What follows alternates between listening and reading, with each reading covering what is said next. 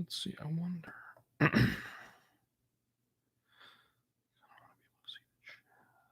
Yeah, I should be able to see all of it that way.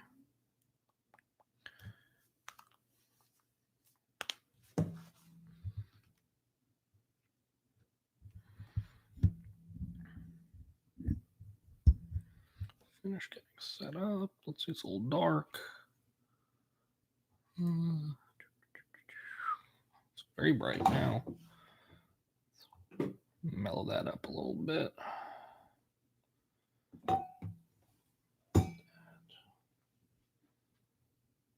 Looks a little bit better. Welcome everybody to today's stream to Just G Live 6. My name is George Giro, and it's the second division that we're going through of the NFC. We're going to be going through the NFC North. It's one of those divisions that probably a lot of people from where I'm around don't really pay much attention to, or kind of aren't huge fans of. We're not near them really at all, but it should be an interesting look because a lot of these teams have historically been very good and have been very good the last couple of years. And there are some that haven't been, and we'll see how they're kind of building their way back up. But thank you all for tuning in. It is 5 p.m. Central Standard Time, and we will be getting going in just a little bit. I see that I at least already have one viewer. Thank you for tuning in. We'll be getting going in just a little bit after that short preview.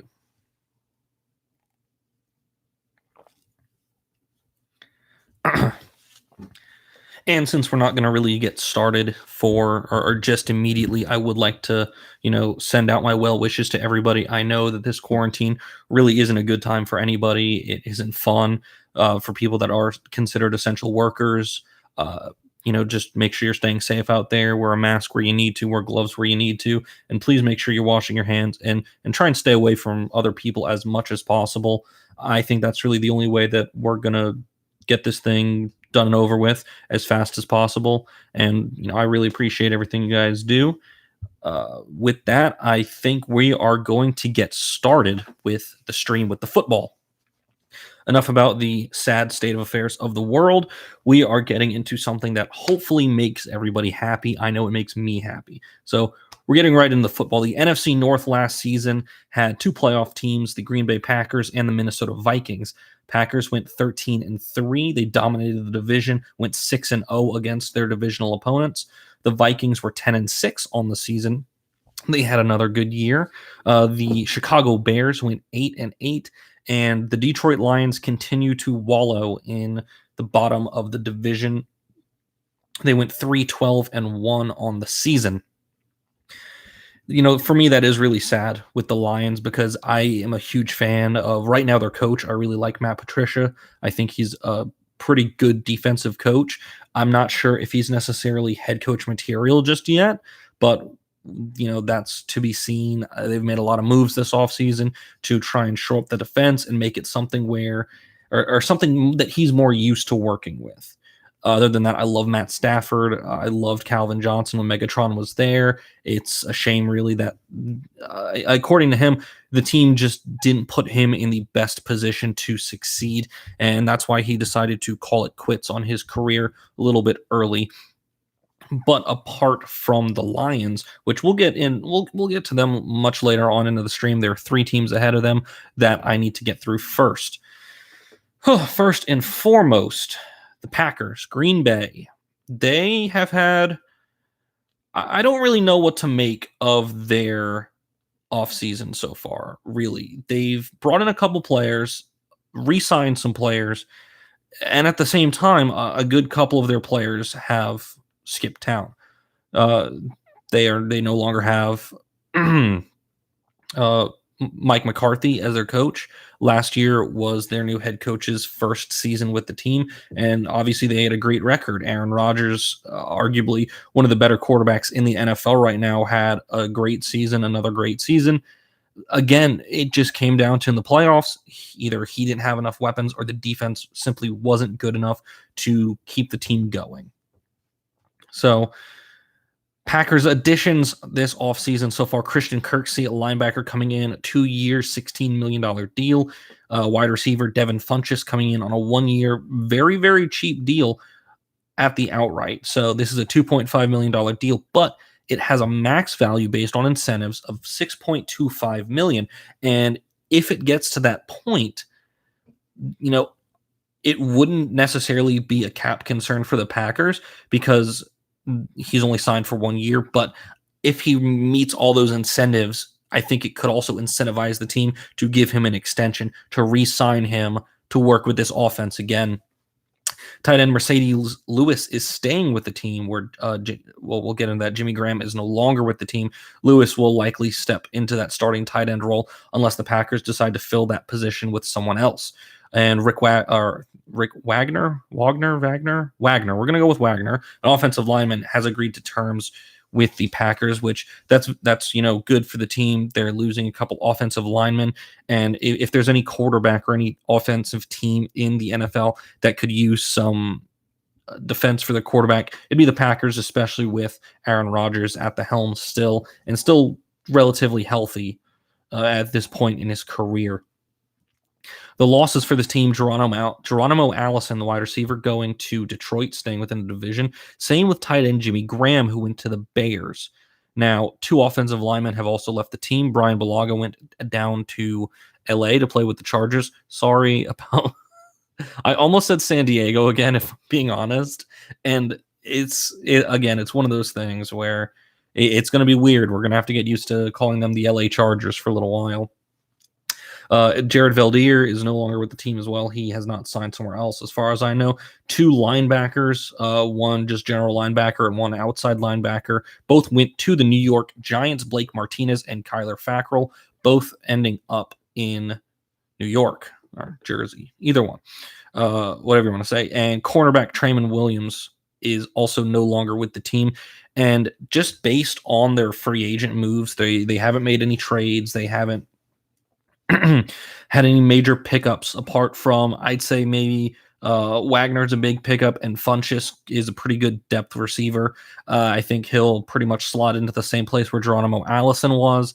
Devontae Adams is still going to be their number 1 guy, and for good reason. He's arguably one of the best route running receivers in football right now. He's very, very talented and has got a great connection with Aaron Rodgers.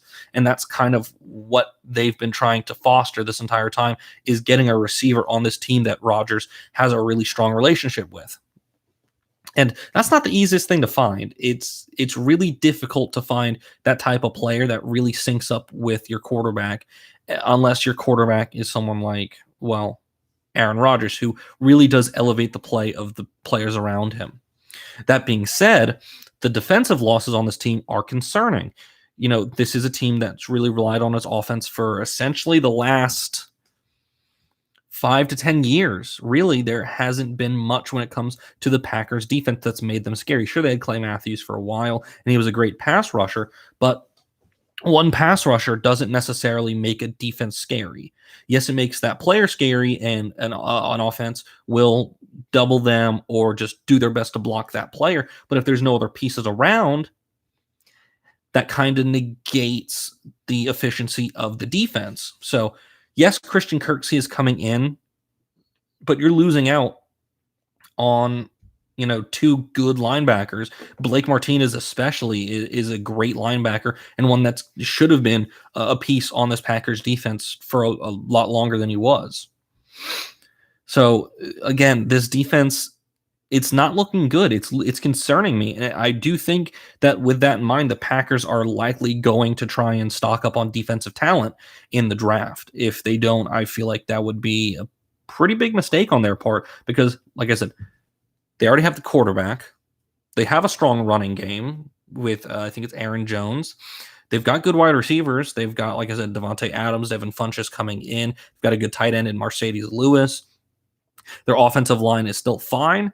It's that defense that needs work. If that's the only thing I can say really about the Packers, is they still have all the talent in the world on the offensive side of the ball, but the defense needs a lot of work. And again, it was not good last season, and that's why they didn't go further than they did in the playoffs. It's simply because their defense was not good enough. So moving on to a little bit north or it might be North. I don't know. Going to Minneapolis to talk about the Vikings. The Vikings have had an interesting, to say the least, offseason so far because they've done what they've needed to do. They've locked up their guys, and then they go and essentially give Stephon Diggs away to Buffalo because they really did not get much in that trade, or they certainly didn't get anything that excited me. Now, let me see if I can find the exact details of the trade just to make sure that I get it all right. I want to just make sure that I have it right. Okay, I do. So, before we get into that specifically, I want to talk about the people that Minnesota is keeping with the team. They really haven't gone out and made a lot of acquisitions. Not a lot of people really came in. A lot of the people are just re-upping with the team. Like Amir Abdullah, the running back, coming back to the Vikings, re-signing. The team also announced that Dan Bailey, their kicker, is coming back on a new contract. It's 3 years, $10 million. Fullback, which is an interesting position in today's NFL. CJ Ham coming back on a 4-year, $12 million contract. Now, the term on that is pretty interesting to me. The actual cost of the contract doesn't really bother me, especially for someone who is as good as they are at the position that they're being played at. And I say fullback is one of the interesting positions in football today because it's almost a remnant of a football past. Back when the I form was very, very important, back when that was kind of the predominant formation or pre-snap formation on the football field, the fullback was extremely important. That was a position that every team needed. And realistically, you needed a good one to make sure that your running game played well.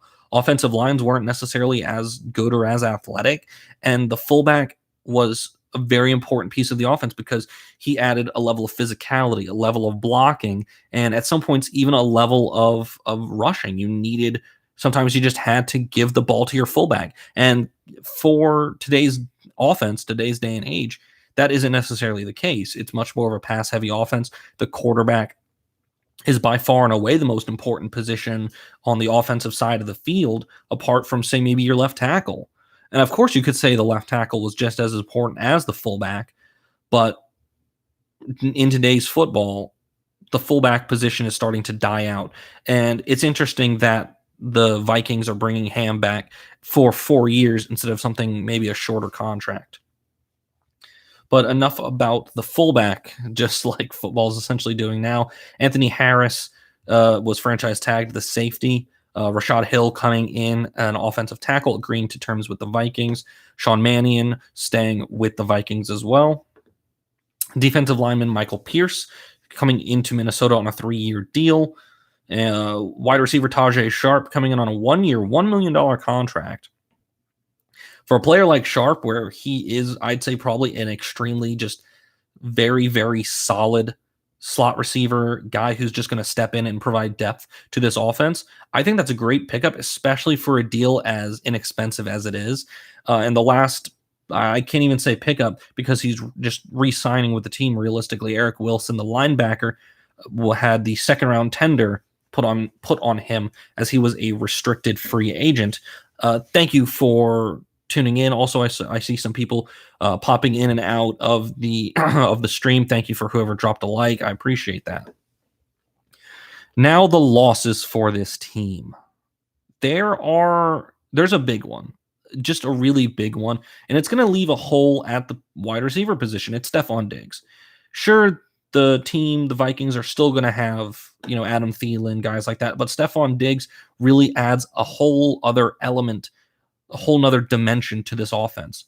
And thing is, like I said, it feels like the Vikings didn't really get much for Diggs. They sent him to Buffalo, plus a 7th-round pick for number 22 overall, a 5th-round pick, a 6th-round pick, those 3 in 2020, and a 2021 4th-round pick.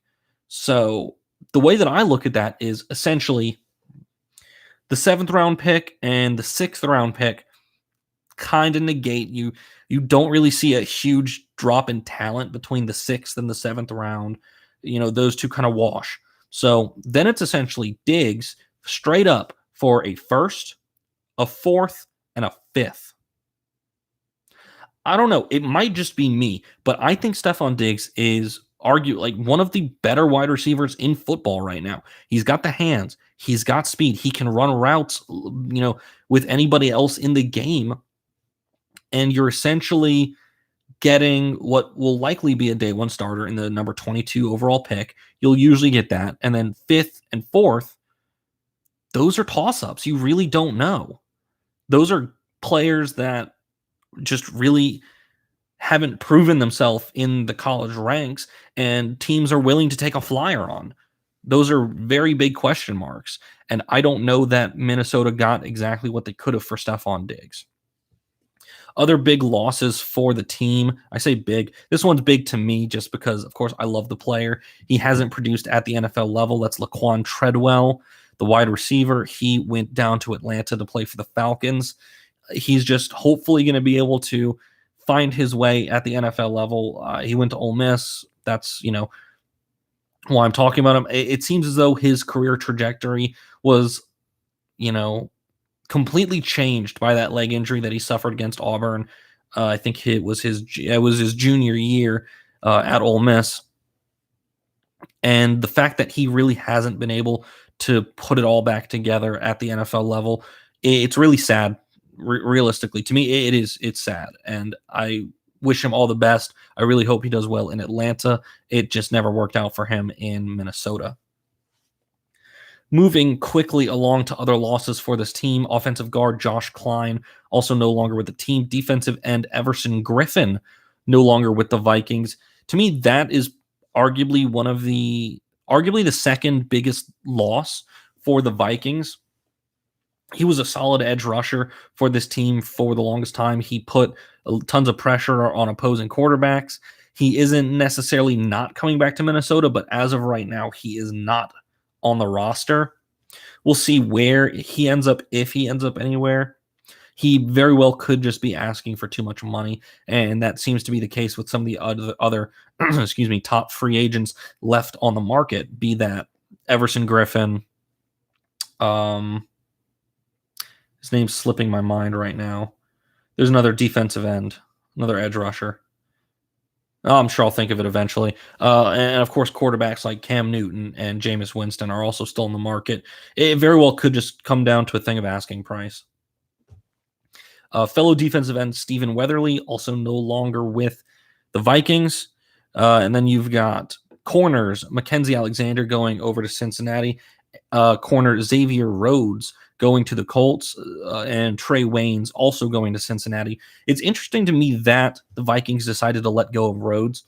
Yes, he had a down year last year, but prior to that, he was probably one of the better lockdown corners in the NFL. He could pretty much take on anybody one-to-one, man-to-man, and now he's just no longer on the team. Excuse me. Jaron Kearse, a safety, is going to the Lions, and safety Andrew Sendejo is ending up in Cleveland with the Browns. Now, just as a general outlook of this team, it looks like it should end up being pretty similar to how the team was last year, apart from losing Stephon Diggs. I like Tajay Sharp. I think he's a good wide receiver, but I don't think he's anywhere near the quality of Stephon Diggs. Now, this team does now have an extra first-round pick. We'll see what they'll be able to get at 22, whether that's a piece for their defense or if they decide to try and replace Stephon Diggs or find someone else to pick up on offense. Now, for everybody in the stream right now, please make sure to, if you have anything for me, drop it in the chat. I'd love to hear what you guys think about the Stephon Diggs trade. That is probably one of the bigger lines or storylines going on with the NFC North, how that affects the Vikings and their offensive scheme, if it even resembles what they had last year. Their quarterback, Kirk Cousins, he's just a character. Like, he played in Washington for all those years. He had those, little, off the field kind of things where it wasn't anything bad. No. Before I continue that, to qualify when I say that, it was just, some quotes and some sound bites that were just really funny. His kind of classic, "You like that?" It's something that I've always enjoyed. I always thought was really funny, and especially at the end of last season, after the Vikings, I think it was beat the Saints in the playoffs. He goes to the rest of his team and he says, "I've got three words for you guys. You like that?" And I mean, it was just kind of going back to the meme that surrounded Kirk Cousins when he played for Washington. I think he's kind of found his place in Minnesota.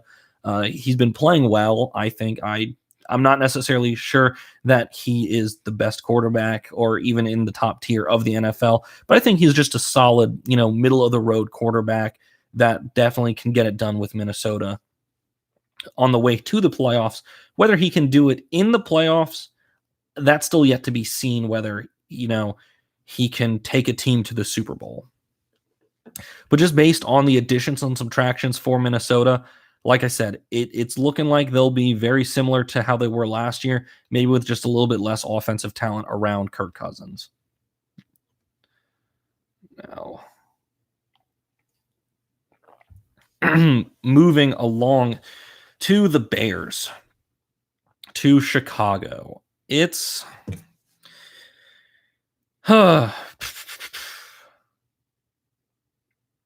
this is a weird one. This is a weird case to me. So I'm just going to just run it down straight through the additions and subtractions, and then we'll kind of get into the weird case that I think of right now when I think of the Chicago Bears. So they're bringing in Artie Burns, a corner. Again, he'll kind of just be a depth corner. He might start, he might not. It is what that is. Safety Deion Bush coming back on a 1-year deal. Nick Foles is their big he's one of their big acquisitions. The Bears have brought in two pretty big guys, but I think Nick Foles is one of those two kind of big players. Foles coming in from Jacksonville. He was traded straight up for a 4th-round pick. And the thing is, with the Bears, Nick Foles restructured his contract to pay $8 million a year over the next 3 years, with up to $6 million in incentives.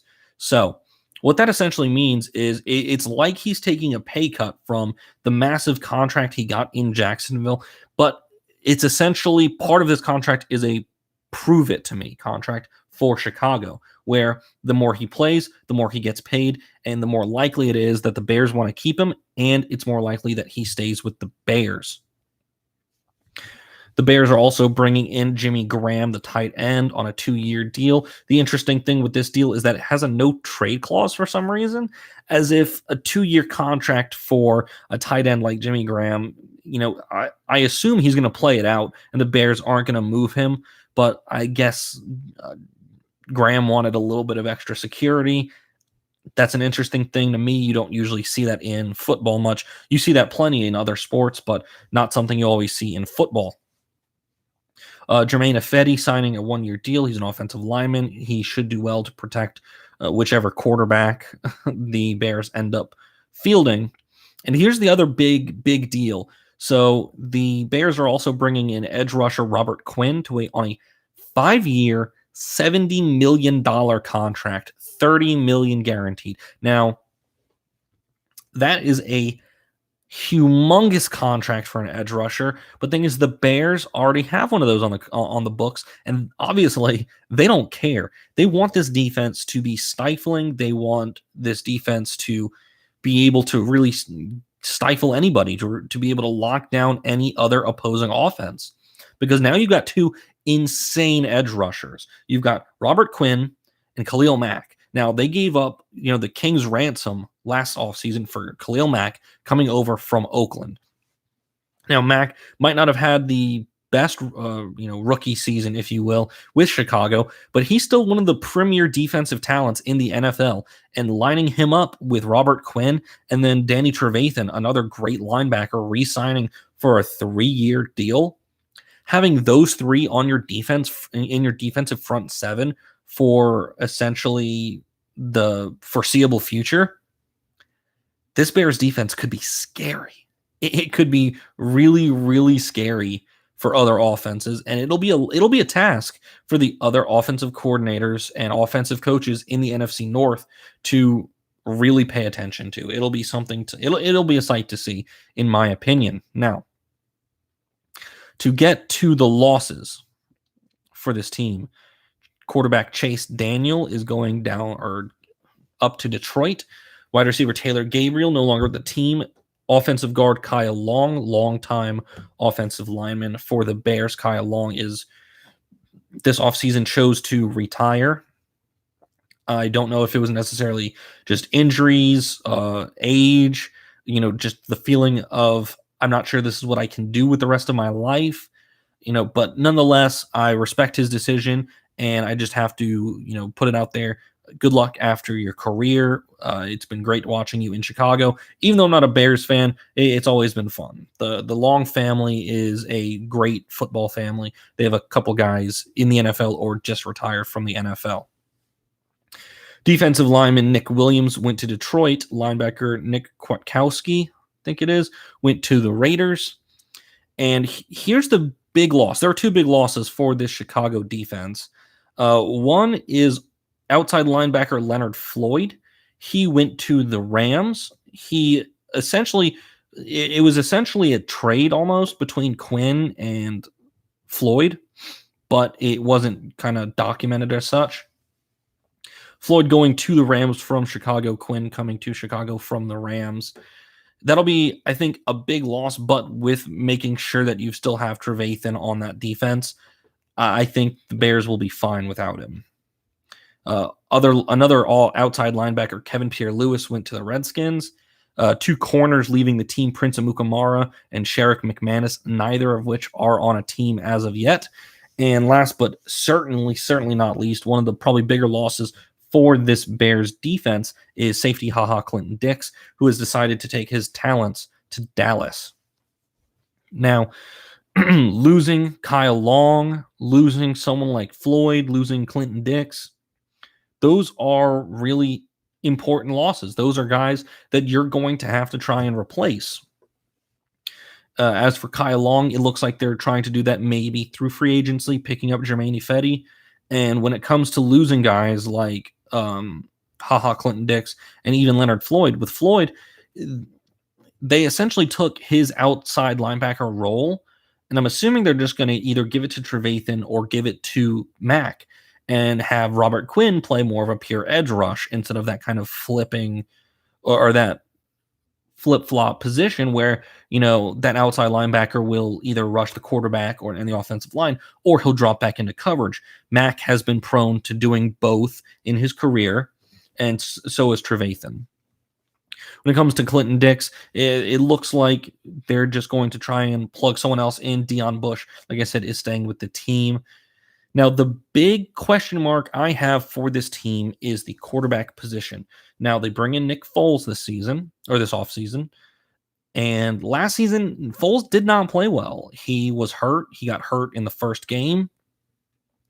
And then after he came back from injury and replaced Minshew, I didn't see it. I did not see the Philadelphia Eagles Super Bowl winning Nick Foles. That's not what I saw. I saw a Nick Foles that was still nursing an injury. I saw a Nick Foles that didn't seem confident with the Jags and didn't have a connection with many of the receivers. Now, at the same time, the Bears are bringing in Nick Foles, who still needs to really gel with this team, with this Bears team, to try and battle for a position with, why is it slipping? Trubisky, Mitchell Trubisky. Mitchell, whatever you want to call him.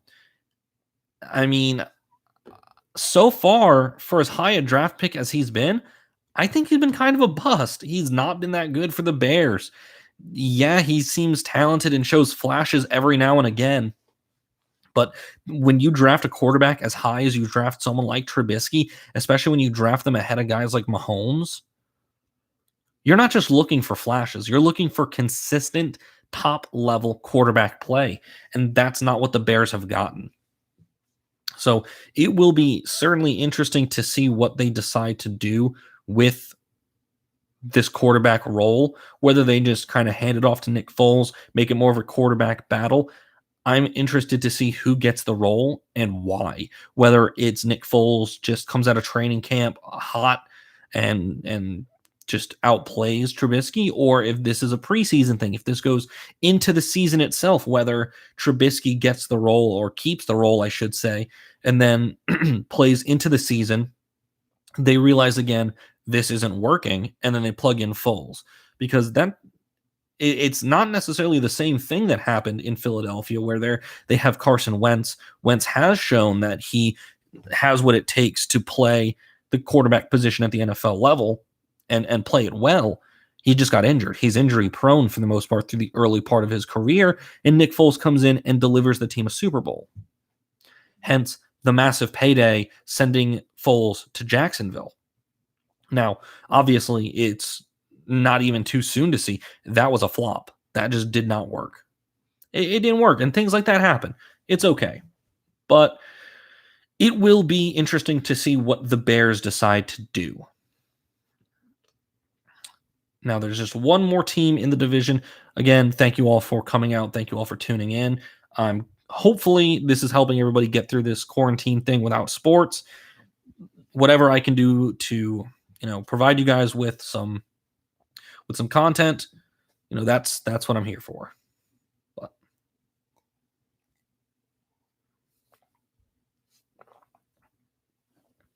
now, on to the fourth and final team in the NFC North, the Detroit Lions. And let me pull something up right quick just before I get into this.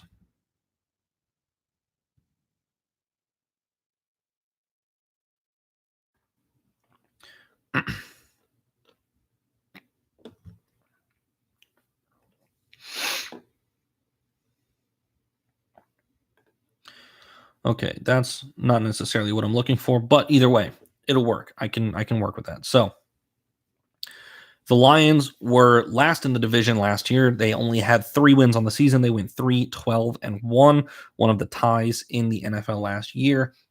And the additions that they've made versus the losses, this is a team that's got a lot of turnover. They had a lot of money going in, but at the same time, there's been a lot of turnover with this team. And I'll get into what I think is going on with this team after I talk about the turnover and what's all been happening. So, as I said earlier, Geronimo Allison staying within the division, but going from Green Bay to Detroit, agreeing to a 1-year deal with the Lions. Linebacker Jamie Collins going to the Lions from New England. Jamie Collins coming from New England. Chase Daniel, the quarterback, coming in likely to back up Matt Stafford as long as Stafford's healthy.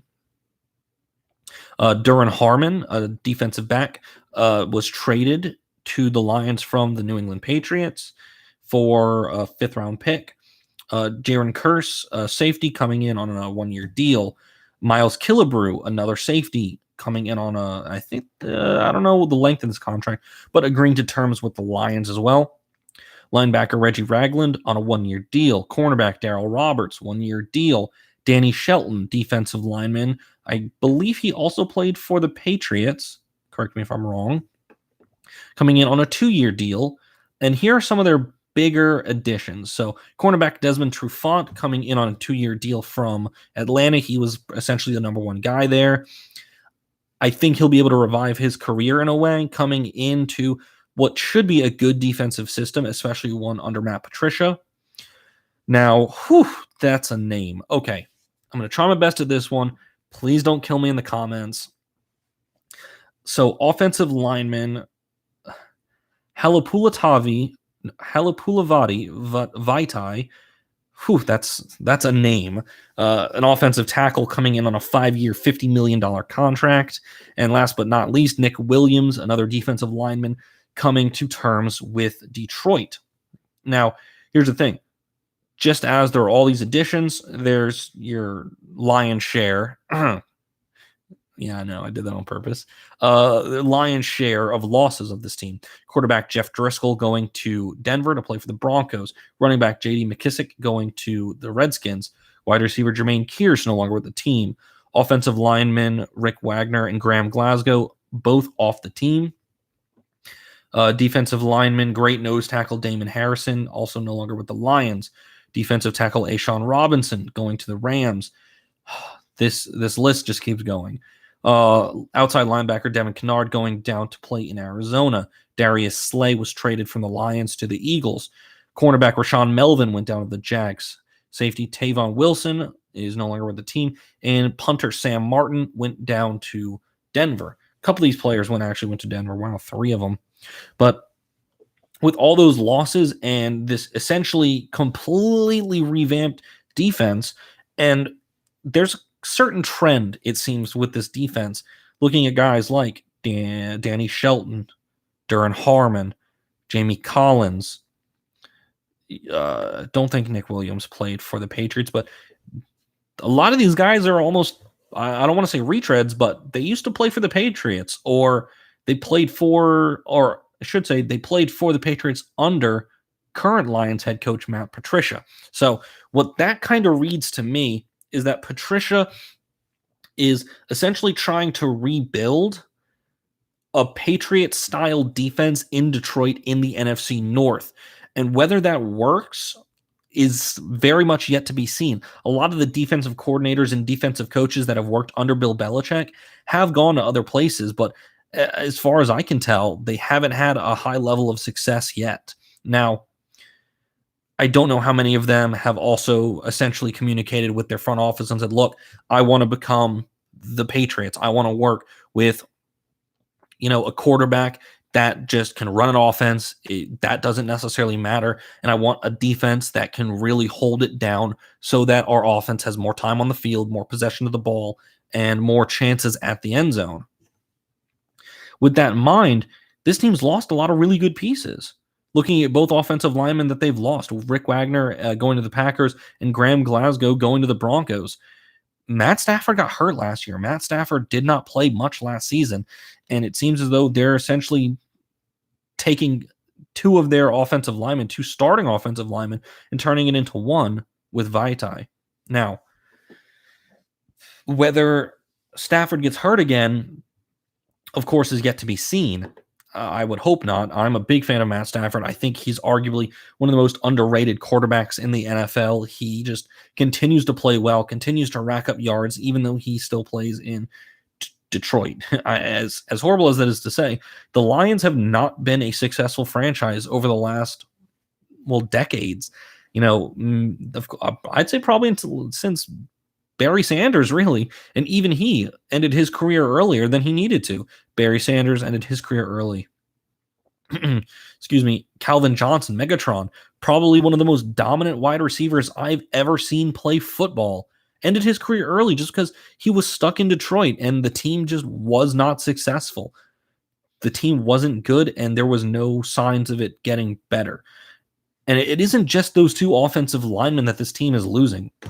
Darius Slay, one of the better cornerbacks in football, one of the better defensive backs, essentially said that he was requesting a trade, not necessarily because it was just the Lions, but he just had a spat with the coach, with Matt Patricia.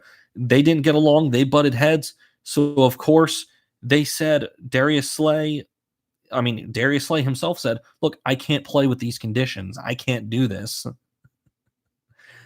This isn't a place where I can play. And yes, Will, that was his nickname. If you want to go see why, go look up Calvin Johnson and you'll see why his nickname was Megatron. He was an absolute beast on the football field. Now, that isn't to say that there is not a chance for this Lions team to continue to recoup some talent and get better. They currently happen to have the number 3 overall pick in the NFL draft. Whether they decide to trade down and get more picks. I'm looking right now actually at the CBS. I think this is actually from only 3 hours ago. It's their mock draft Monday.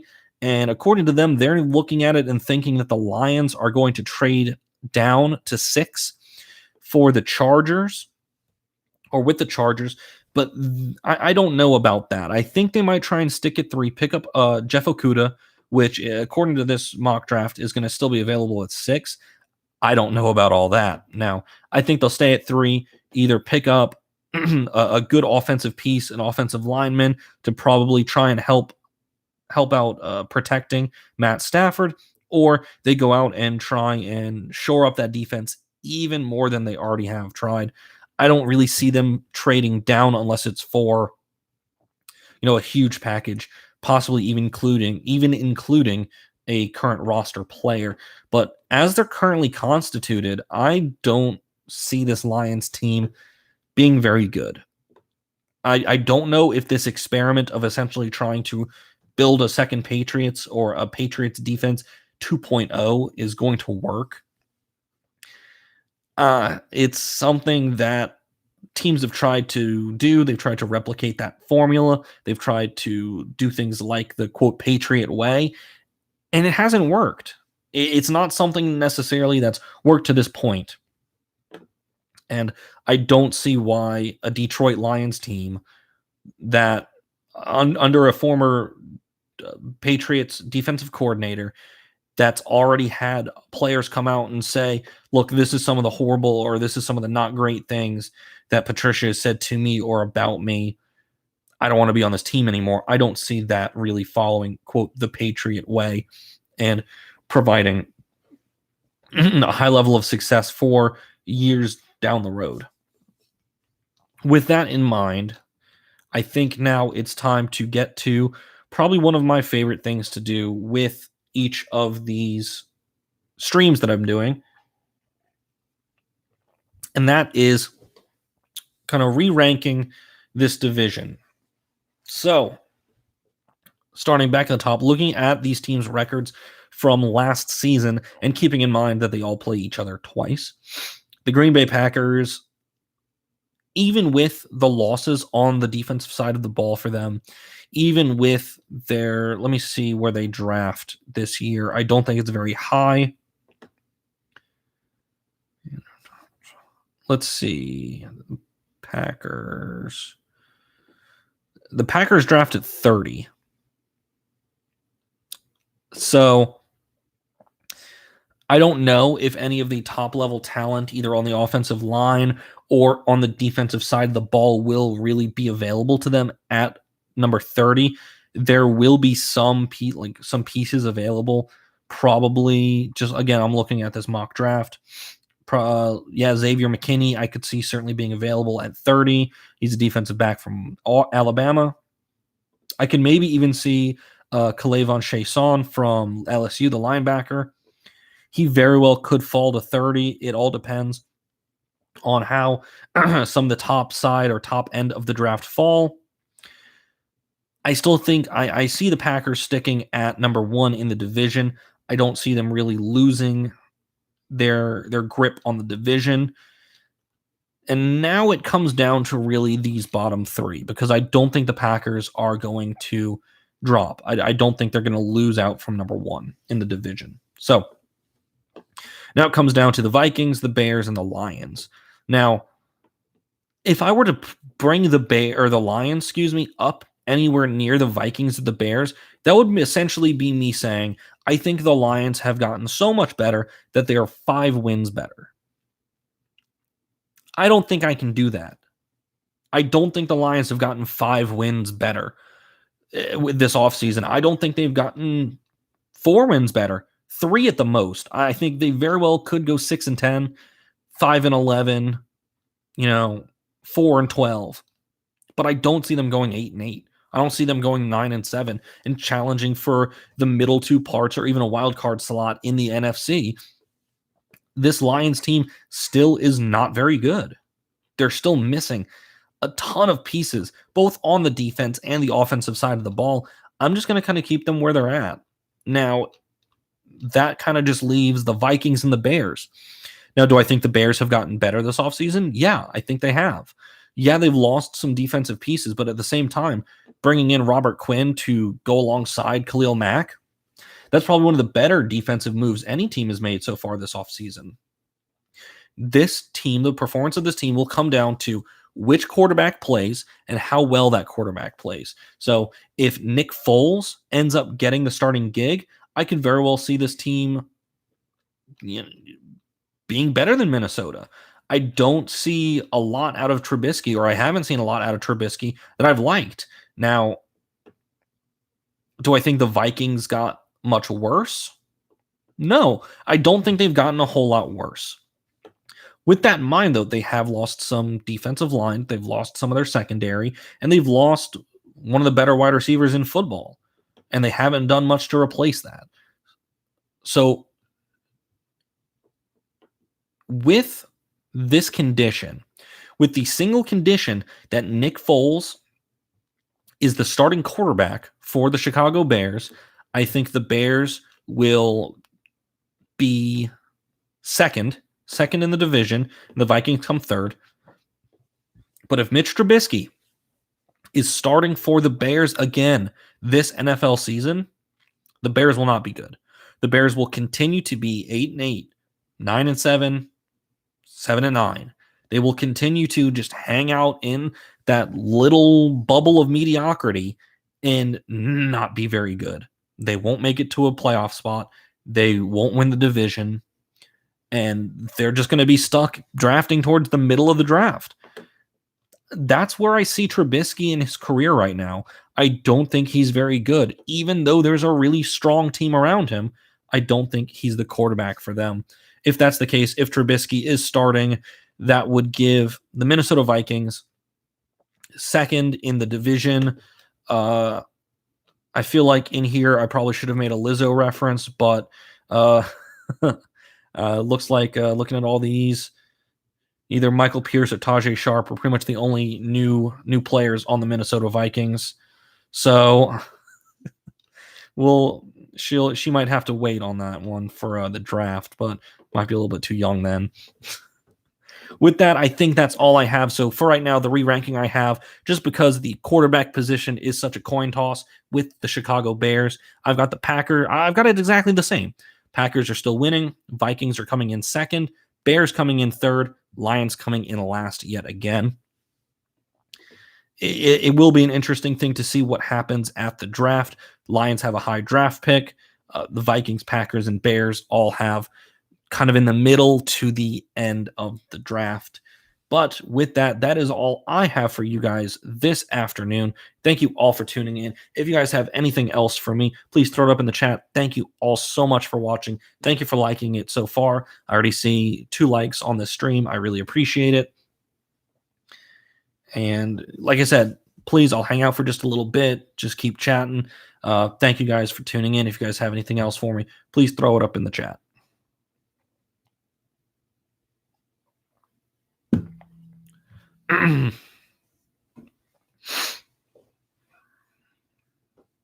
Yeah, this is the most fun part for me. Kind of just hanging out, seeing if you guys have anything for me. Yeah, lack of sports, not fun. This is not fun. Also, let me know. I put it on my Instagram earlier. If you haven't gone out to my Instagram, please go check out my Instagram story. There's only, after this stream, only 2 more streams in the NFL. Based on the stats, who do you think is on top? For this division, yeah, I'm gonna stick with the Green Bay Packers. I'm gonna stick with the Packers. If that's what you mean, Will. Again, thank you for putting stuff in the chat for me. Yeah, if you're talking about like the team specifically, yeah, I definitely think the Packers. But yeah, please go out to my Instagram. I put up a poll asking you guys if you wanted me to stream more and then stream. Yeah, okay. Yeah, if that answers the question, yeah, I think the Packers are going to win the division again next season. But on my Instagram, I put up a poll. Please go check it out. Vote for me. I'm asking, after the NFL is all over, we've only got 2 more streams, 2 streams left with 4 teams each for the NFC. Baseball should have started by now, but it just hasn't because of the whole quarantine thing going on. So there is still a little bit of uncertainty of how the MLB season is going to go. So I was thinking of maybe doing something similar to this, breaking it down division by division and just talking some baseball. I love baseball, and there's plenty to talk about with baseball going on. please go to my Instagram, vote on that for me, or just throw up in the chat or comment it down below on the video of this that's going up just after the stream ends. And again, I've been George Giro. This has been Just G Live. Thank you all for watching and tuning in. I will see you guys Wednesday afternoon, 5 o'clock. We will be talking about the NFC. Let's go NFC West. We're going to go out west again. NFC West. Come back Wednesday, 5 o'clock. See you then.